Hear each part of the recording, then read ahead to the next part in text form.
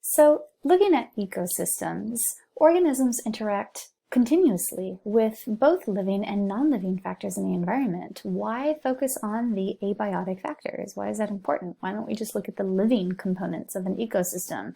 Well, it's important. I taught you guys about the conversion of energy when we hit up cellular respiration and photosynthesis. Energy is very much important in ecosystems in order to determine how organisms are behaving the way that they do. How are those abiotic factors affecting those organisms in the ecosystem? So basically what I'm telling you is that in ecosystems, dynamics depend on two main processes, the flow of energy and the cycling of nutrients. So looking at the flow of energy, it's not a cyclic process. We have incoming energy in the form of sunlight into our ecosystem. Using photosynthesis, those producers are going to convert that energy into food. So sugar, let's think of glucose. So here comes an organism, consumer, and consumes that sugar, the grass, and they're going to eat up that energy. So we're talking about cellular respiration to change that energy from chemical energy to now usable ATP. Heat gets lost during that process.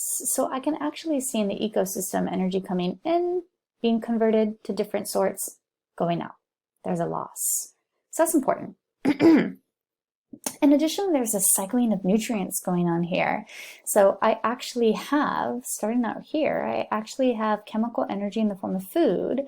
Well, that gets converted into usable energy over here with these consumers, which then are going to defecate. They're going to poop eventually what they eat.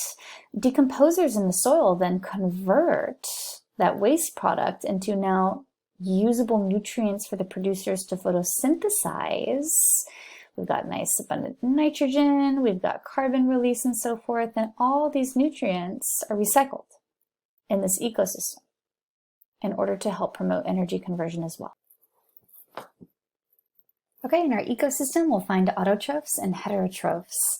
Autotrophs are going to synthesize their own food, which is pretty neat.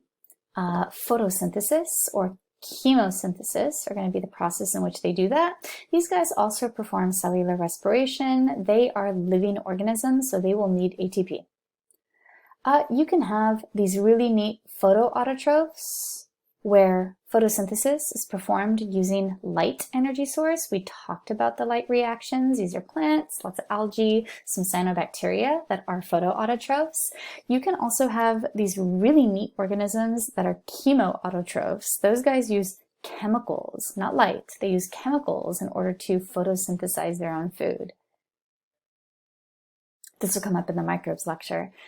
In addition, in our ecosystems, we'll find heterotrophs. These are us and most other organisms that aren't listed in autotrophs. These guys eat other organisms to obtain their energy. They will perform cellular respiration or fermentation only.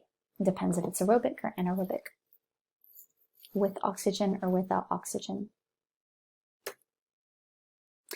So again, I want to emphasize that both autotrophs and heterotrophs generate ATP. They both need usable energy in the form of adenosine triphosphate.